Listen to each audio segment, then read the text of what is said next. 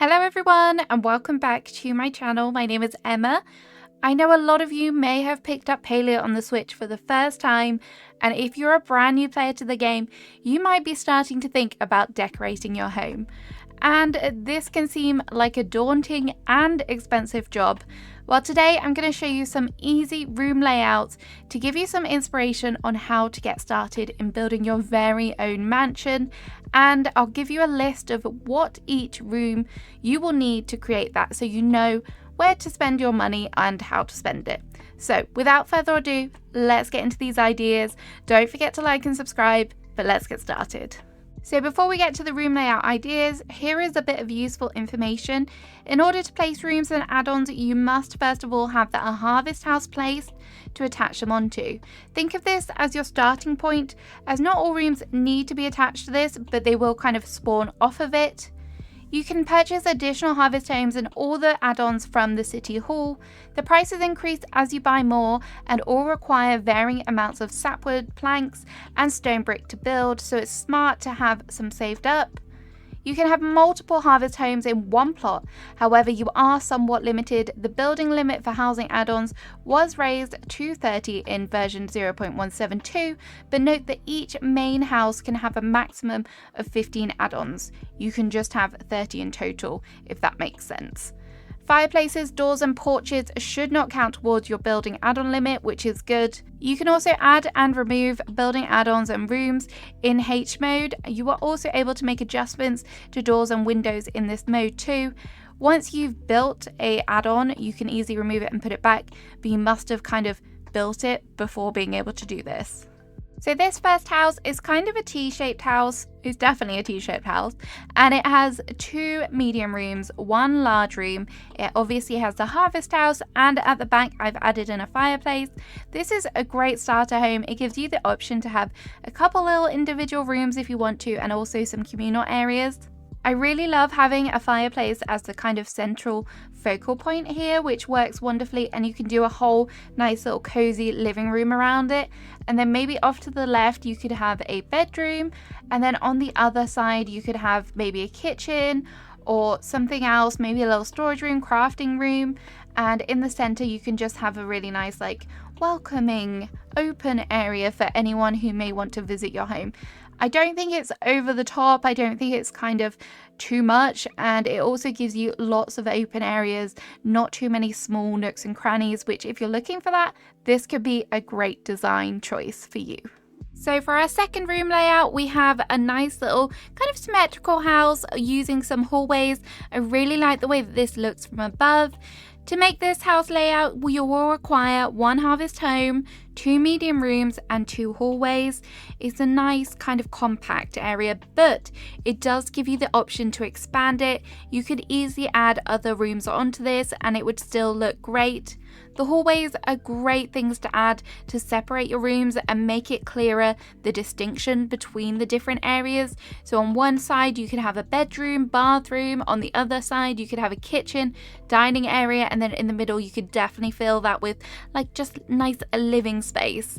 This is a really good starter area, and the bonus of that is that the hallways aren't too expensive to build, and using smaller rooms means that you don't have to have loads of furniture to make it feel full and complete. For number 3, we're starting to get a little bit bigger now. This house looks great from above, and it also looks great from the inside and the outside. You can even decorate your very own entranceway. This layout takes 2 large rooms, 2 medium rooms and 2 hallways, and obviously your main harvest house as well. As you enter, I think it would be nice, maybe you could add something on the back, maybe a fireplace would look good. You could even have doorways on either sides if you wanted to. You could even expand it out even more when the time comes. This area does give you lots of room to decorate, so you've got the individual rooms and the hallways. The hallways, do not sleep on them. If you're new to decorating, they are really cute. Don't let the small size put you off. They make great areas and you'll be surprised what you can get in there. For number 4, I just wanted to talk about how to expand on kind of simple layouts. So we've got this layout here. It gives you lots of space because this uses 3 large rooms so you can have all the decorating room that you like. And then to make it just a little bit funner, I've added in 2 hallways on the front, because when you walk up to the house, that way you get a little bit of detail. If you want to mess around with kind of how the front looks, don't forget you can add wallpapers, so you could add different colors to add different dimensions. But in the inside, it's really nice and open. You can change the hallways if you wanted to, so the doorways even. So if you wanted to, on the back, you could have a nice open plan area, and then the 2 smaller rooms on the sides. That would look really cute. Again, don't forget you could add in some doorways or even a fireplace if you wanted to. But this is also a great place to start if you're just wanting kind of a basic home. House number 5 is a good option if you're looking for a kind of a medium-sized home. You're kind of still in that process of decorating, but you want something that is aiming towards being like a functional home. This uses 2 large rooms, 2 medium rooms, and 2 small rooms. I like having the sections that pop out from the front so that they're not just so flat along the beginning, the entrance, and that means you can decorate that whole area, make it really nice as well. But having the different size of the rooms also means that you're not having to commit to having loads of furniture. You can have smaller rooms, maybe have them as like a study or a bedroom, and then leave the bigger rooms for your main areas like your kitchen. Perhaps you want to host maybe a cake party or 2, so you want to have more space, so you can use them for the bigger rooms for sure. I like this kind of layout. I think it's a really good place to start if you don't want something that's too daunting. If you're starting to feel a little bit ambitious, this one may be a good one to aim for, or at least start thinking about. This one is definitely larger, and this takes 4 small rooms, 2 large rooms, and 2 hallways. I really like the way that this looks, and I really think that it would be great if you have a lot of different build ideas that you want to get in one house. From the outside, there's definitely kind of scope to decorate around it, and on the inside you definitely have so much space that you could do a whole bunch of different builds here.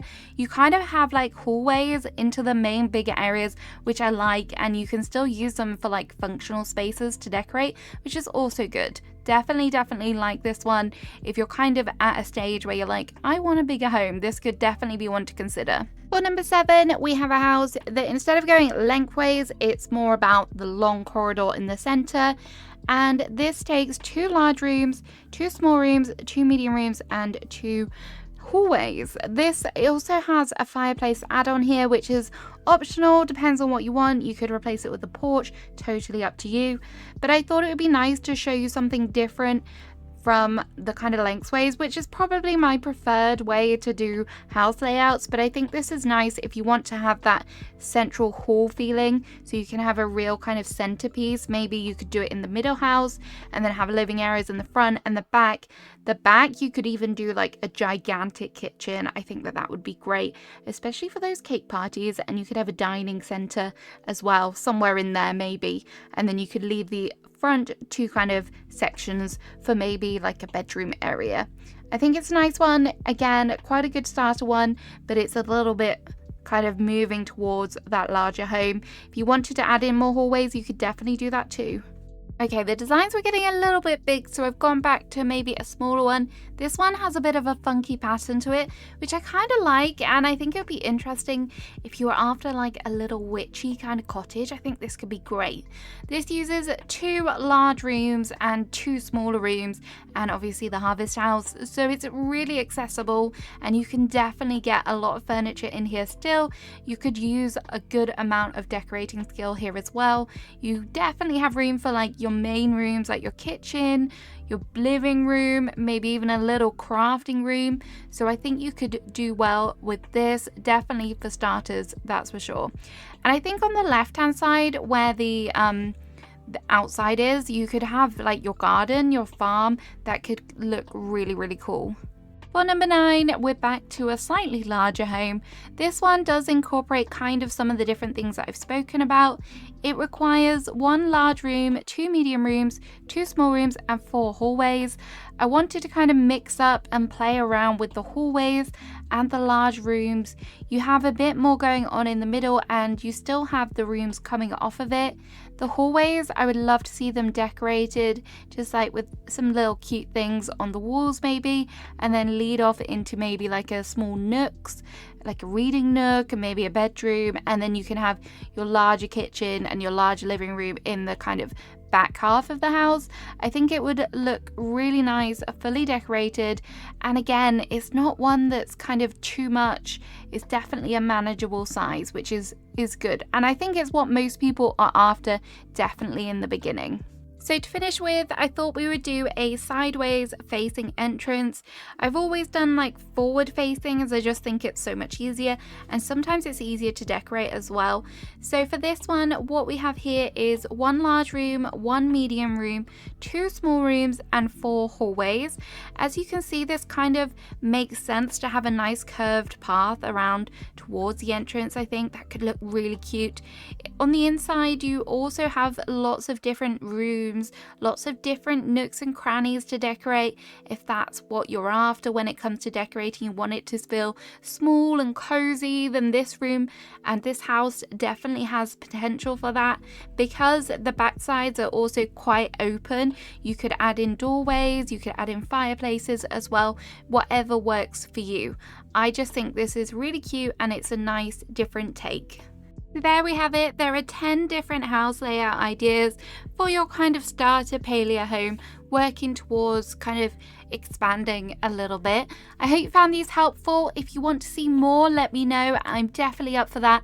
I have so many houses and rooms built now, so I am prepared. Let me know what you think in the comments. Let me know what your house looks like. I'll see you again soon with another video. Bye bye.